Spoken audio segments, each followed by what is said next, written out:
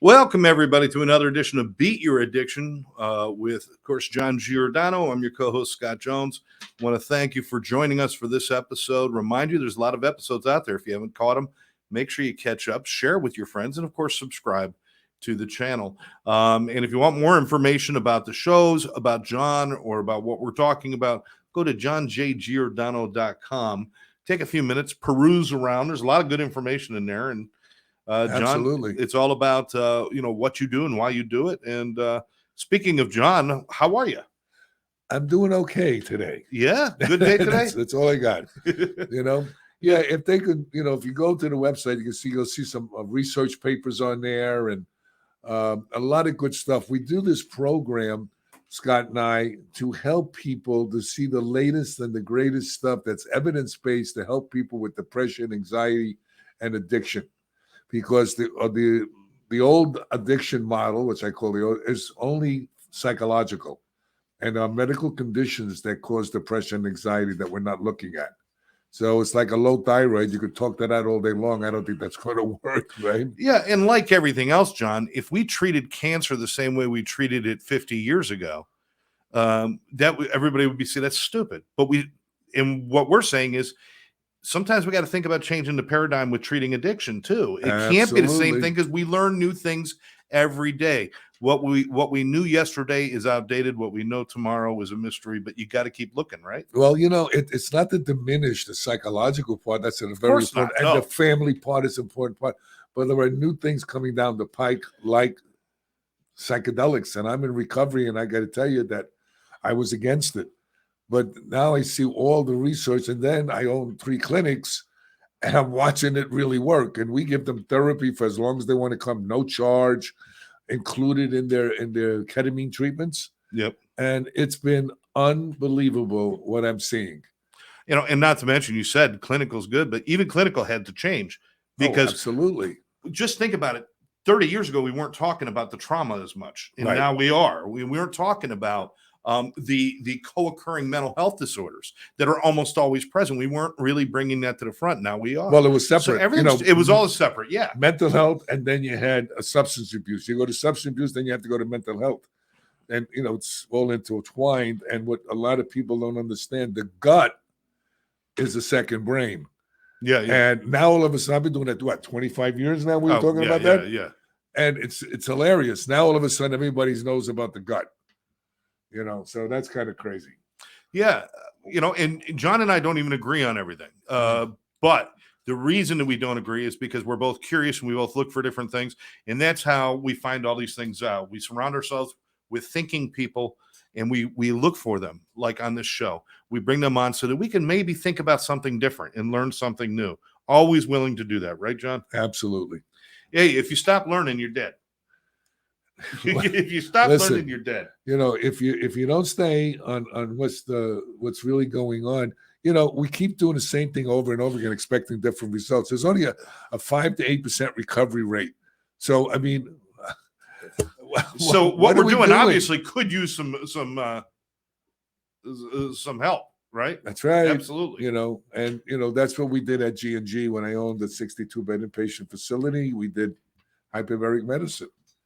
Absolutely. For the help heal the brain. Absolutely. People were going, what? I said, well, yeah, well, who's going to argue that drugs and alcohol doesn't damage the brain? Hello. All right. Let's get our guest on. Again, we've had some great guests. We got another great guy. He's joining us from California. And those of you who are watching the rerun on this, we're filming this in the morning in Florida, which means it's early morning over there. And we appreciate him getting up and joining us. Hopefully he got a cup of coffee in himself before we start talking. Michael Pritchard, how are you, brother? I'm doing good, and I did get my coffee. I love legal addictive stimulants, so that's one of the things that I still do is drink a lot of coffee even though I'm in recovery. Yeah. Did you give up coffee, John? No, I didn't think so. Yeah, I'm still. Yeah, always keep it going. So, Michael, from what I understand, you work in addictions, and we're going to talk a lot about that today. I want to say congratulations on 17 years of recovery. That's fantastic.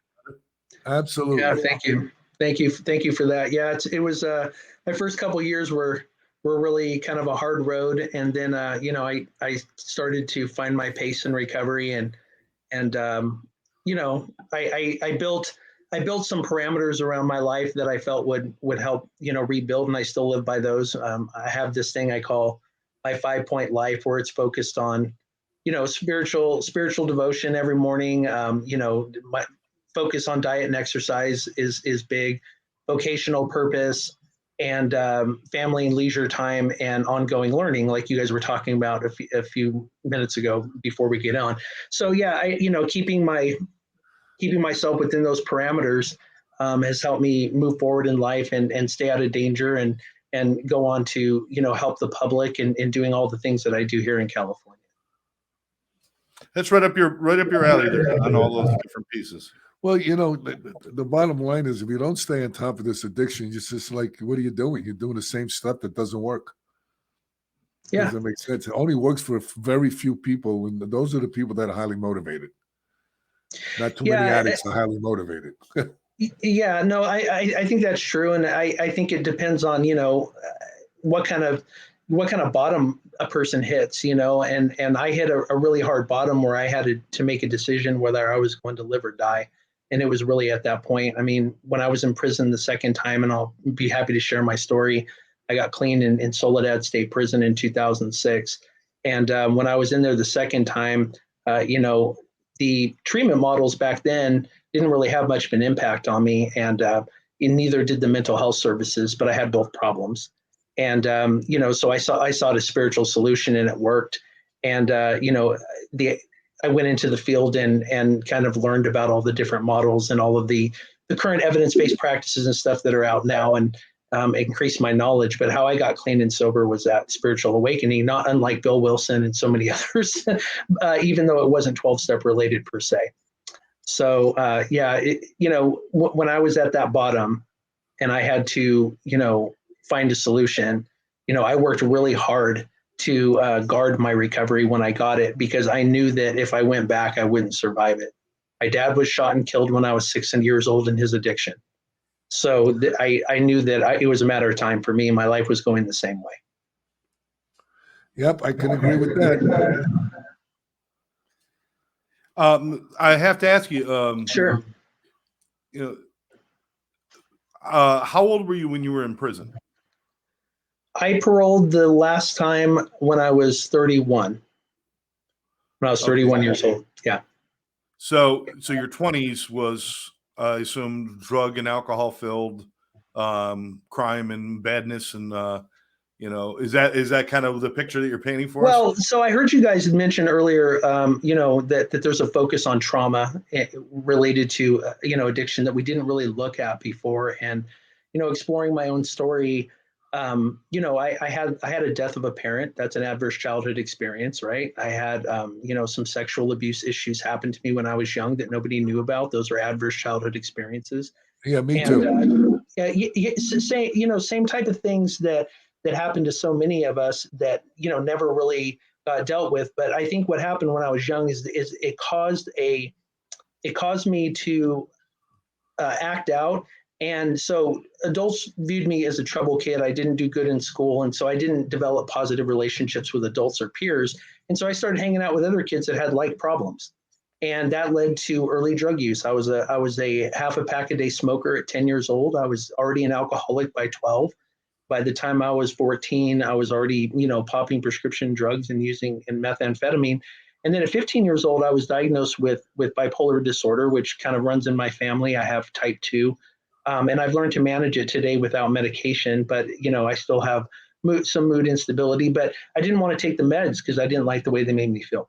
So at 16, I kept using drugs, and I had a meth overdose at 16 years old. This is my first rehab for opioid addiction at 17, second one at 18. And then at 19 years old, I found out that I was going to have a son, and that son I was the same age my dad was when he had me, so it had an emotional impact on me. I went on the medication and stayed sober miserably, white knuckling it for 4 years, and then me and his mother split up, and I went off the deep end. So between the ages of like 23 and the time I got clean and sober at 31 in prison, it was it was, married and divorced twice, in and out of jail, in and out of psychiatric hospitals. I went through like 8 drug treatment programs. I was a test bunny for Suboxone therapy when it first came out. So I've been through the ringer with this. And by the time I was 31, my mom was planning my funeral. In fact, parole said that he's not even psychologically fit for prison. They wanted to put me in a state hospital before the spiritual awakening happened. And so when what's great about this podcast, you get people like yourself. I think something's wrong with this. No, it's. Are you using your laptop speaker? Yes. Okay, that's why we're getting feedback from the laptop speaker. Oh, that's all right. All right. Yeah, because people got to realize that there's hope. And, look at what you've been through, Michael. And here you are, 17 years in recovery. Here I am going on 39 years in recovery. Holy mackerel. Most people figure they'll never get out of this. What's the sense? I've been to 10 treatment centers. I've been in jail. I've been this. I've been that. And, and that's why I love to have people like you on, because what it shows is that nothing's impossible. There are no failures in life. There's only lessons, and we can overcome all of this stuff. And look what you're doing. The same thing that we're doing, helping God's kids. I have to ask you, let me ask you both a question, because you both have backgrounds that are kind of messed up. Really? I mean, John, I've read your book. All right, come on. If you're going to write the book, we're all going to know about it. All right. You can't hide that shit anymore. So you both come from backgrounds where I think a lot of people out there, and we're going to talk to the normal people for a moment, the normal people. Who are they? I know, the ones who cross the street when we walk down the street. They're saying, well, if you saw that as a kid, why would you repeat the mistakes that you saw your parents make, or that you saw your family make, or that you saw your friends make? And how could you possibly fall into that? They would think that being hurt as a child, you would be a better adult because you wouldn't want to do those things. How is it that you would follow in the footsteps of the things that gave you pain? That, I think that's what a lot of people would like to know. Yeah, so hopefully you could answer that. Go ahead, Michael. Yeah, I would like to explain that. A lot of people ask me that when I'm out training. I train professionals. I train doctors, police officers. A lot of people ask me that kind of question. Here's the truth about substances of abuse and becoming addicted to it. You see what it does to people, but you also see that most people that use drugs and alcohol don't become addicted to them, right? You also see a lot of people that it doesn't cause a lot of problems in their life as well. But so a lot of people experiment with substances when they're young and they don't become addicted to them. The ones that are most at risk, in my opinion, are the ones that when they use drugs and alcohol, they find that it works to fix some underlying discomfort or pain in life with them. And so then it becomes useful for them, and it becomes to feel necessary for them to get by in life comfortably. And that was my case. I had a lot of anxiety, a lot of depression, a lot of other things that I went through, that I found out that drugs were a great hack to fix in the short term. But most addiction starts in adolescence, as we know, and adolescents do not gauge long-term consequences. They're incapable of that. They're not fully developed, right? So, to answer your question, I think that you don't really, and also addiction is kind of an invisible line. Like, I didn't really know when I crossed it until I couldn't quit. Does that make sense? I was just using and hanging out with my friends. So it's an invisible line. If it was a line that I could see, I probably would have walked the edge of it and never crossed it if I could help it. But that wasn't the case. By the time I was addicted to the drug, it was too late. And I was going through a lot of emotional pain that I felt the drugs were useful to help remedy when I was young. For me, it was in the 60s. So that was very prevalent. I mean, I'm coming up, I can't believe it, on 77 years old. I still can't believe that, Scott. I believe it. And also what besides trauma, okay, also there's genetics. Sure. All right. So, I work with Dr. Ken Blum. He's the geneticist who found the main addiction gene. There's other genes, of course. And it's called the DRD2-ALE1 variant gene. But just because you have that gene doesn't mean you become an addict, because such a thing as epigenetics. Epigenetics means the social environment can change the gene expression. Mm-hmm. So there are people like you and I that probably we have a test called the GARS test, Genetic Addiction Risk Score Test, that have the gene, number one. Number two, that we had trauma. I got molested too when I was young. My father went to jail. My uncle killed a caterer at my wedding. I mean, all kinds of crazy stuff. to all this trauma that we have, colors the way we look at life. Mhm. And in my time, it was just partying, and then like you said, that invisible line where I crossed over. And I didn't know if I was suffering from depression and anxiety. I don't even know if I had that.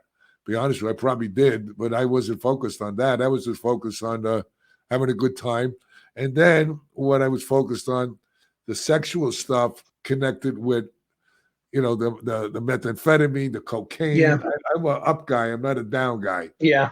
And then the sex went along with that. And most people that are sexually abused are, to me, maybe sex addicts also. And that Yeah, means a lot of different things. Yeah, I find that when you're exposed to that as a child, it sexualizes you before your time, and it exposes you to things you shouldn't know before you should know them. Right. And and before you have the maturity to actually handle it.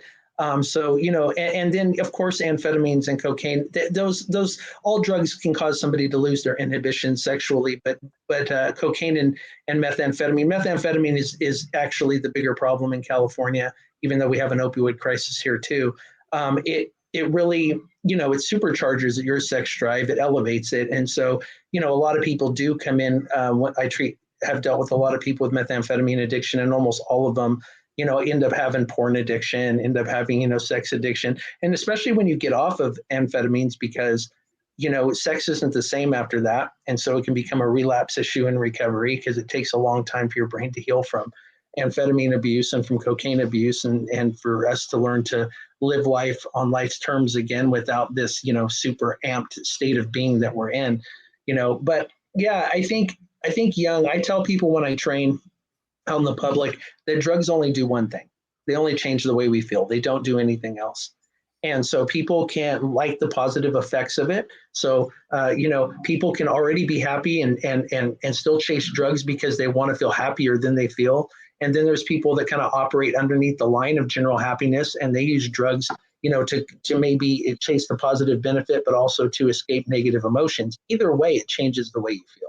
Right. And Well, addicts are feel-good junkies. If it feels good, that's what we chase.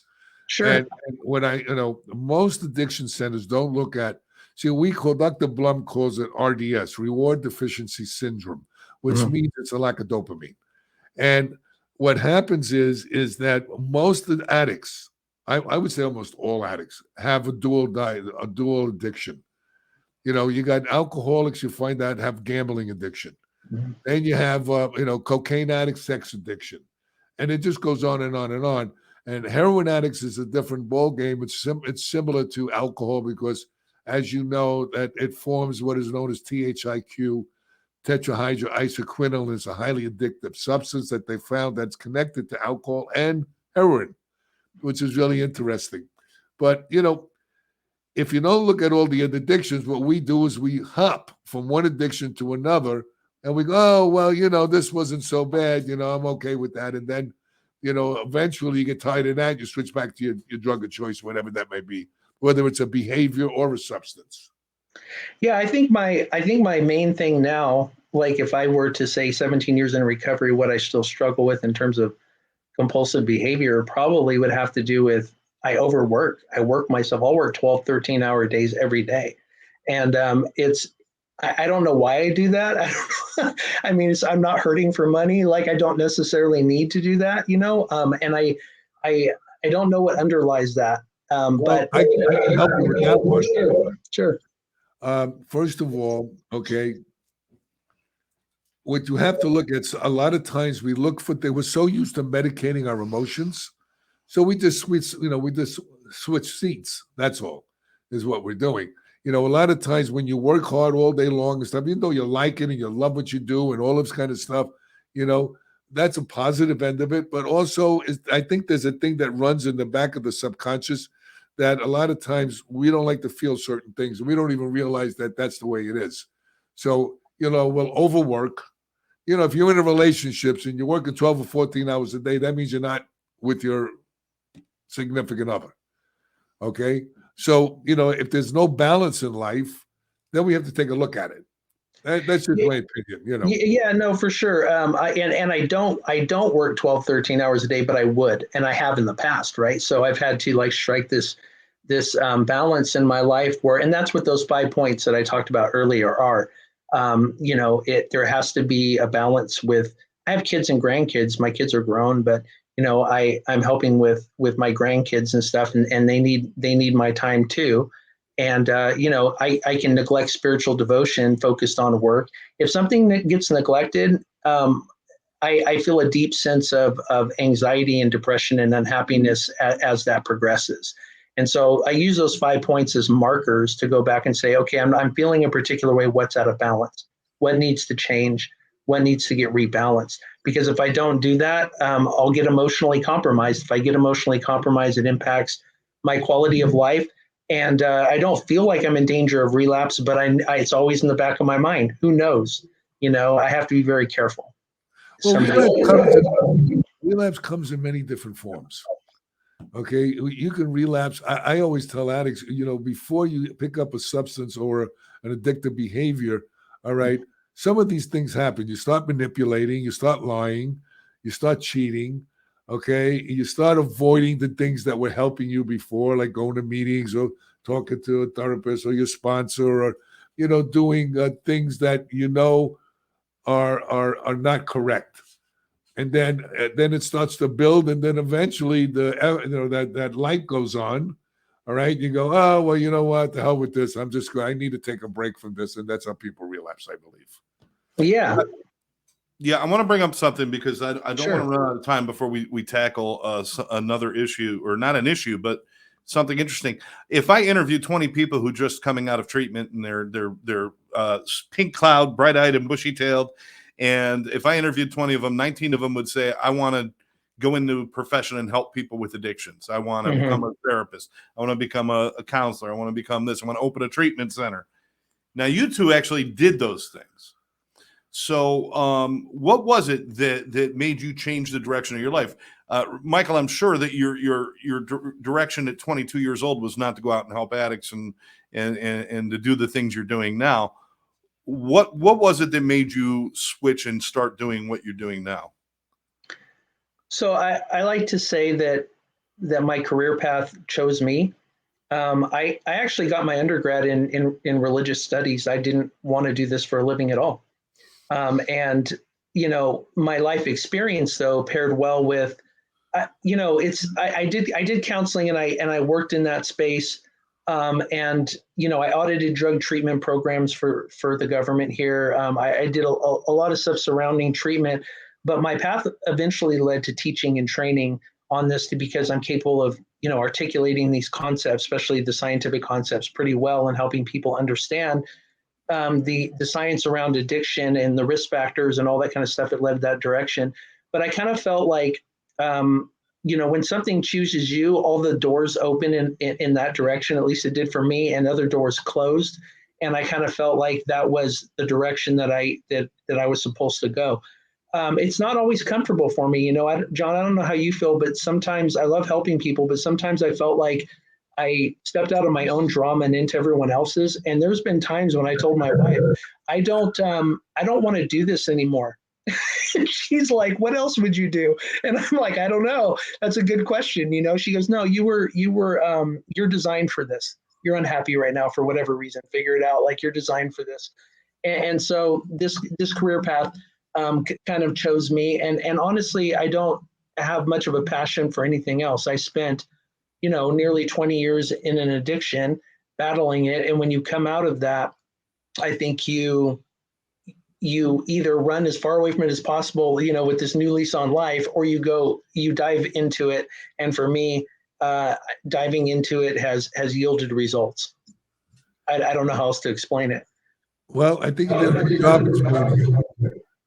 Well, for me, I had a spiritual awakening. I didn't even know what treatment was, first of all. Okay, that's number one. They said, go to treatment. I said, what's that? Therapy. I said, therapy? Who's going to talk to people? I don't want to talk to anybody. I don't even know. I won't even get high with these people. They said, what am I even talking to them about? But, I had a spiritual awakening in treatment. I only went to treatment once. I got one white chip. And I don't know how that happened, but that's how I was. They said I was the most unlikely person, to make it. I think what happens for us, is that compulsion that we have to use turns into a compulsion to help people when you start to realize how you hurt yourself and the people you say you love. Yeah. And then it goes into that. I love what I do, and I continue to do what I do, just like you. I love helping God's kids. And, it's just, there's no better high than to see somebody go through their addiction and come out the other end.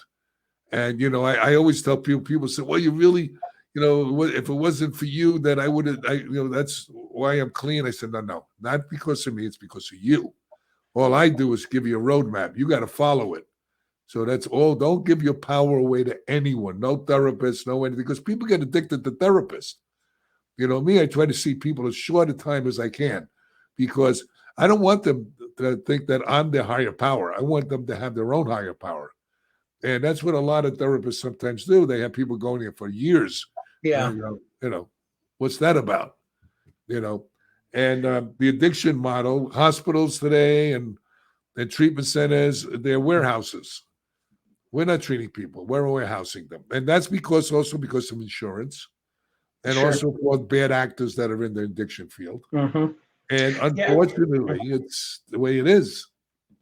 That's why I turned to science, and that's why I lecture about this stuff, and that's why I got in all these medical journals. Right now, I'm in 79 medical and scientific peer-reviewed journals, and I work with like 12 university scientists, neurologists. Here I am, a kid from the South Bronx. Went to the 9th grade, got a GED, and then went forward. But the bottom line is that, look, we're all, Scott, me, you. That's why I have this show. Look at what we're talking about. Look at the hell that we all came from. Oh, my God.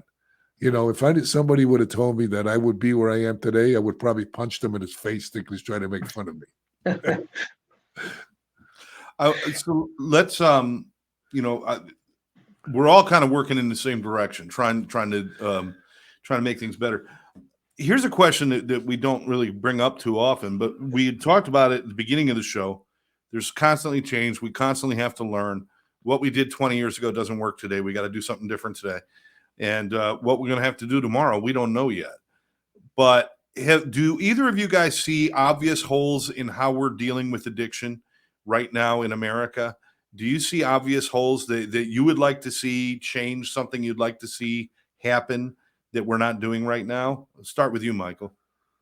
So I was on the implementation side of California with the ODS waiver, which was a shift in, we were a pilot state for Medi-Cal changes. And it was a move from, to a really pure medical models, what it was, utilizing ASAM throughout all the programs in the state, ASAM criteria. And it was just a major shift. And while I'm happy that, the medical model is there because it creates some uniformity, I think that we've lost recovery in the middle of that a bit. And because it's all based on medical necessity, and our system of care, has gaps.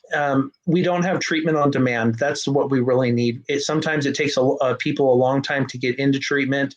Sometimes the transitions between levels of care do not always happen the way that they should, and I think we lose people there. We still have a lot of professionals in the field that came from the 12-step recovery model and social model treatment sector before it changed, and are really still have a problem with medically assisted treatment and some of the scientific things are surrounding it. We have staff shortages. We have counselor shortages all over the nation. We don't pay them enough. I mean, I can go on and on. There's a lot of things that need to change in order for us to do better than we do. I know in California where I am, counselors are certified and not licensed. So we always have to work, and I have a master's degree in addiction studies, right? So I have I have a graduate level degree in it, and I still can't go into a program, assess somebody, and diagnose because I'm not a licensed professional. So that's also it's a big mistake, and it's still happening. And we have therapists coming out of schools that are able to that are, you know, they're just interns and had no formal training on addiction, and yet they're able to diagnose within their scope of practice. These are the same people that I go around and train all over the state. They want to come to me when they want training. But in the meantime, they're in programs working and diagnosing people. I wrote an article about this for Counselor Magazine when I was president of CCAPP, which is the California Consortium of Addiction Programs and Professionals. That's our ICAADC affiliate here in California. We're the biggest certifying organization in California. I wrote an article about that, and we've been advocating for licensure for counselors for a long time. So, I mean, to your question, I could go in 1,000 different directions where the gaps and improvements need to happen, but we are missing a lot of people. Some of it has to do with, you know, personal and professional bias. Some of it has to do with systemic issues with the way that treatment is delivered. I think that a lot of people, because of the managed care model that has come to California, are not getting the length of treatment that they need in particular levels of care. There's a lot of problems, even though we're trying to make improvements. Well, I want to give you another angle. You covered some of the angles I was going to cover. First of all, treatment is too short. It should be anywhere from 60 to 90 days, depending on the severity of the illness, number one. And we do have a model for that. We have the Physicians Referral Network, which physicians go into treatment for 90 days, inpatient, and then a 5-year aftercare program. They have about an 85 to 90% recovery rate. That's number one. And they're monitored weekly. Number two, we don't have it, like you already alluded to, that we don't have a continuum of care. They're not looking at aftercare. They're looking at it's the addiction model: short-term success, long-term failure. So that's another issue. And then we call it a medical model. What is a medical model? They're not looking at leaky gut syndrome, H. pylori infection, low testosterone, high testosterone, hypoglycemia, closed-head injuries. All of these things I just mentioned cause depression and anxiety. So let's talk to the gut. That ain't going to work too well. Oh, let's talk to the thyroid. Well, that's not going to work either. We're looking to get pills and get ourselves out of addiction. It's not going to work, number one. Now, you know, we got buprenorphine and you got Suboxone, you know, all of this stuff. What is this? What's going on with that? First of all, it's okay, as far as I'm concerned, for detox. And for a small amount of people who chronically relapse, who really don't want to get recovery and just want to survive, and no matter what you do for them, they're just set on that. But it's not for everyone. And the bottom line is that in the early 1900s, we had a morphine epidemic in this country. What did we do? We used heroin to get through. Well, Suboxone is an opioid. Yeah. So, you know, we're doing this. We don't learn from our history. That's number one. We're not looking at people medically. We're only looking at them psychologically. And that's the issue. So we don't have long enough care. We don't have continuum of care. And now they're not depression and anxiety. You know, you got these kids coming in that know nothing about addiction. You know, I train, you know, LCSWs, MSWs, all the W's. They don't know anything about. Nope. I told them I won't even let you treat my dog. Okay, the way you guys are talking to people. You know, it's like they're reading out of a book. This is not about a book. This is about one heart touching another heart. But it's like reading a book on football and expecting to know what football's like. So, you know, the addiction field has got a long way to go. And that's why I got into the psychedelic, because, you know, there's a thing called Ibogaine that detoxes people. I don't know if you're familiar with that, Michael. Yeah, I've done some reading on it, and I, you know, I'm not against. Well, first of all, hallucinogenic drugs, you know, as you know, do not have, with the exception of the cannabis that we're seeing, cannabis addiction with the strength of cannabis that's out there now. But, you know, I never get anybody in front of me for an assessment that comes in and tells me I'm addicted to LSD. I'm addicted to mescaline. I'm addicted. That's why it's Schedule I drug. Yeah, well, and nobody comes into treatment for those things, and so it's to me, you know, them doing some research on hallucinogenics in terms of its impact on mental health and well-being in microdosing and stuff like that, it's not a real concern for me, to be honest with you, because I don't see the addiction liability in it, as long as it's done correctly. But yeah, I've heard a lot of good reports from people utilizing some of these hallucinogenic drugs to help them with their mental health issues and other things. So like, I'm waiting to see, what happens in the future with it, but I'm certainly not against Well, the I'm going to tell you what's going to happen. So I'm letting you know what's going on that's coming down the pike. MDMA is going to be legalized in January. They already got the CPT codes for it. Number one. You got Ibogaine. I work with Dr. Deborah Mayer. She's a leading expert. She's a neuromolecular scientist. I worked with her for about 20 years. We used to have a detox center in St. Kitts. I've seen people change beyond that you can imagine. How about this? 24 hours, they get detox from heroin. All right. And the next morning, they don't have any cravings. I mean, where do you see that? That doesn't happen. Okay. Now, is that for everyone? No. Is it a magic bullet? Absolutely not. You need therapy with it to rework all those behaviors that you developed during your addiction. So there's real cool stuff coming down the pike. And they're finally looking at the gut. They're finally looking at the thyroids, and they're finally looking at the closed head injuries. I mean, we're not looking at any of this stuff. We're not looking at people comprehensively. We keep teaching the same crap. Okay, well, not crap, but same stuff over and over again. I mean, come on, let's look at people holistically, comprehensively. Yeah, well, I mean, theoretically, that's ideally that's what's happening supposed to be happening in California as part of this redesign. Treatment centers were required to interface with psychiatric care and primary care, but the systems aren't in place to support that. That's really the problem. I mean, right. We have it put together like we think it should be in theory, but the systems are not geared to actually carry it out. And so, it's still a struggle. People still aren't getting the care that they need. I think the system of care that California wants to design could really work well if it, they actually dedicated the resources needed to do it. But if you're short a bunch of counselors and therapists, you're always going to have staff shortage and turnover, and that's going to compromise care inside the programs too. Absolutely. But we're not, listen, it's a medical thing. You do blood work. I mean, you do gut work. I mean, it's not like out of their wheelhouse. I did it at G&G. Scott used to work with me at our treatment center. We had hyperbaric medicine for post-acute withdrawal syndrome. Nobody did that. We had acupuncture. We had neurofeedback. We had biofeedback. We did heavy metal testing, which interferes with neurotransmission.